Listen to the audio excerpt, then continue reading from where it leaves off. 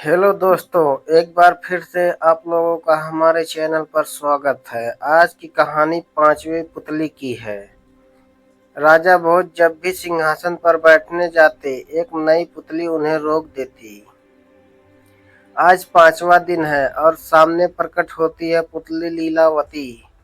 क्या वह राजा भोज को सिंहासन पर बैठने देगी या सुनाएगी विक्रमादित्य की एक और अद्भुत गाथा।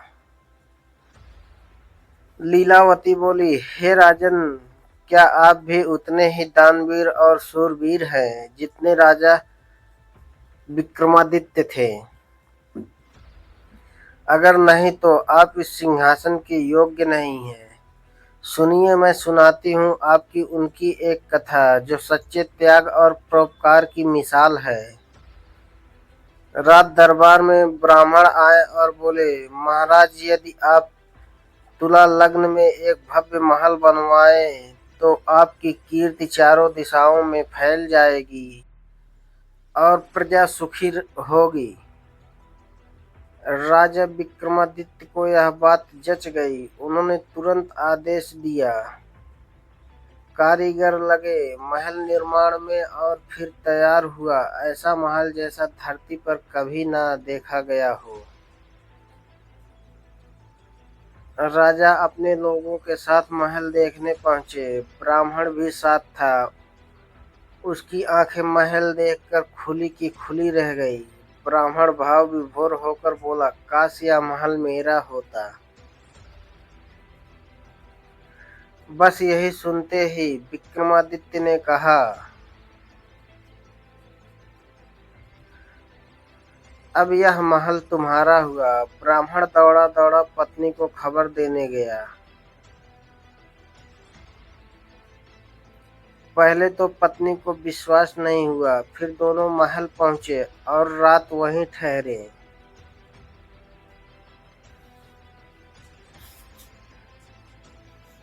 मध्य रात्रि महल में फैल गई एक दिव्य सुगंध और रोशनी।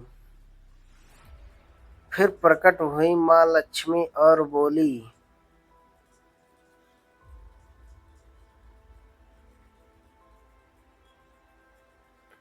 मैं तुम्हारे भाग्य से यहाँ आई हूँ, मांगो जो भी चाहो। पर डर के मारे ब्राह्मण दंपत्ति कुछ बोल ही ना पाए। 3 बार पूछा पर उत्तर ना मिला। लक्ष्मी जी क्रोधित होकर चली गई।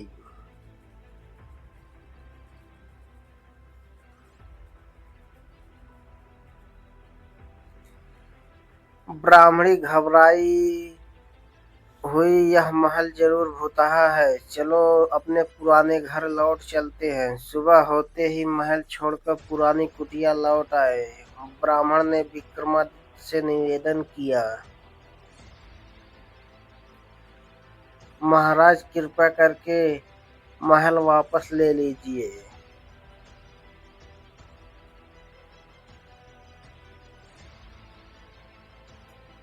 राजा विक्रमादित्य, मैं दान दी हुई वस्तु वापस नहीं लेता, पर यदि तुम आग्रह करते हो तो इसका मूल्य चुका देता हूँ।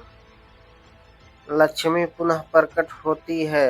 अब महल में रहने लगे स्वयं राजा विक्रमादित्य। और एक रात लक्ष्मी फिर प्रकट हुई।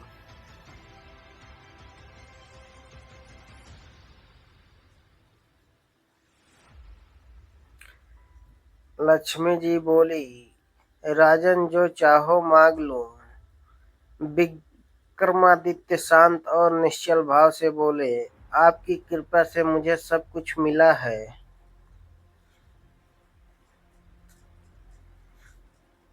यदि कुछ देना ही चाहती हो तो मेरी प्रजा पर कृपा करे। ऐसी वर्षा करे कि उन्हें किसी वस्तु की कमी ना हो।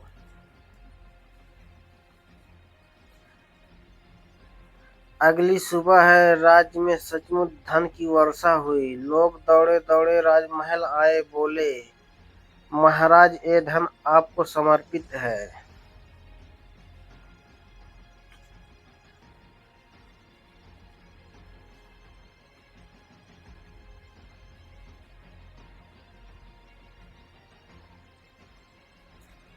राजा बोले, हर व्यक्ति अपने अपने हिस्से का धन रखे, यही न्याय है, यही धर्म है। जनता विक्रमादित्य महाराज की जयकार करने लगी।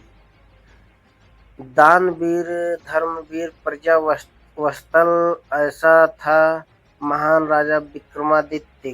क्या अब भी कोई इस सिंहासन पर बैठने का साहस करेगा?